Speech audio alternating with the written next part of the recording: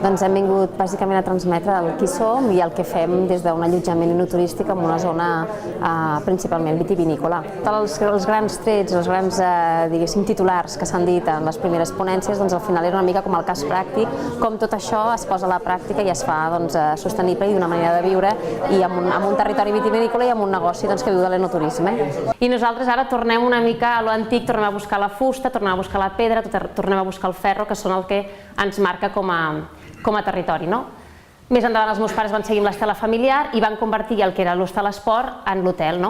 Ara el repte meu en aquest cas és fer de la quarta generació, seguir endavant i donar valor al parada i fonda, que és el que ens diferencia, deien els anteriors ponents, a nosaltres, en un altre hotel, en una altra zona, el que hem estat, d'on venim, del ser el parada i fonda. I això ho agafem com un valor fort i ens posicionem aquí.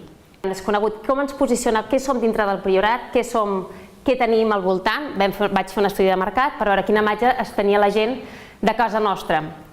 Ens vam adonar que la gent que consumia hotel, que consumia llits, allotjament, no ens consumia restaurant.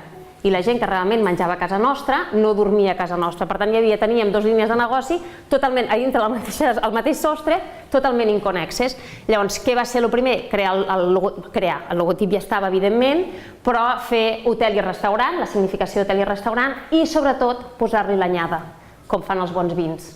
Per què? Perquè ens dona solera, ens posiciona com un establiment de referència, si més no, en quant a temps que està treballant en aquest sentit. En definitiva, renéixer i començar a fer una planificació de què fèiem i què volíem, una planificació empresarial. El primer de tot, comercialitzar-nos a través d'un portal web. No tenim carretera, no tenim vianants, no fan parada i fonda, no tenim viatjants, que ara són els comercials, les carreteres s'han fet petites, te creues Catalunya en 2 hores i mitja, jo mateixa vinc de Falset, he sortit i he arribat aquí la mar de bé en 2 horetes. Què vam fer? Comercialitzar-nos a través d'un portal web propi, atractiu i sobretot incorporar la venda online per, el que deien abans els ponents anteriors, rentabilitzar tot el que estàvem fent. Crear canals de comunicació, aquesta havia de ser absolutament transversal, coherent i basada en l'storytelling que havíem definit. Nosaltres hem creat un canal de Facebook, un canal de Twitter, el Google+, que és com aquell padrí que tens per allà però que l'has de tenir taula, el Flickr, on tu puguis ensenyar les imatges del recull de totes les activitats que tu fas, l'Instagram, el canal de YouTube, i què més de Falset al món. I resulta que em trobo en un poblet que no arriba als 3.000 habitants i en un món on s'ha fet tot petit i que tot està a un cop de clic. Quina diferència tenim a casa nostra, al nostre territori, de la resta de zones vitivinícoles del món? Lluitem contra tot. Abans deien que Napa Valley lluita contra, o sigui, la seva competència és Nova York, la nostra són totes les zones vitivinícoles de tot el món. Hem d'intentar potenciar cada una de les línies del que podem treure de casa. Els esmorzars de forquilla, el tema de l'allotjament, el restaurant gastronòmic que defensa la cuina tradicional, els realitzats, el que dèiem, aquells 200 no sé quants milions de visitants que es mouen per la panxa, doncs mira, si 0,00001 venen a Falset i mengen a casa nostra, doncs millor.